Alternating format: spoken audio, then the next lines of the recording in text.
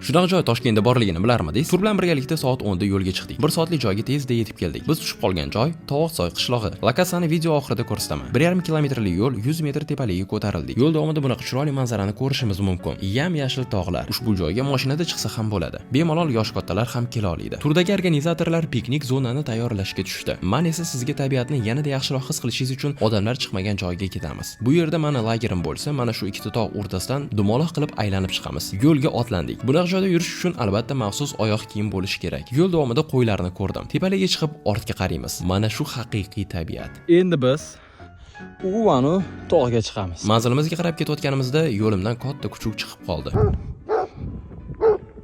Lekin baribir ham chiqdim. Qaytishda yugurib, baqirib, tinchlikda mazza qildim. Bu esa ko'z o'ngingizda qanaqa qilib kichik soy paydo bo'lishini ko'rishingiz mumkin. Lagerga qaytib noodatiy suratga tushib oldim. 10 minutlik ot choptirish nech pul? Izohlarda yozib ko'ringlar. Men esa videoni oxirida aytaman. Bunaqa arzonligidan sizlar aniq hayron qolasizlar. Voleybol, badminton, shashlik hammasi a'lo darajada. Turdagilar menga hatto sovg'a ham berishdi. Quyoshni botishini ko'rib iftorlik qildik. Shunday qilib qorong'i ham tushib qoldi. Gulxan oldida turib isinib, a'lo kayfiyatda va qo'shiq kuyladik.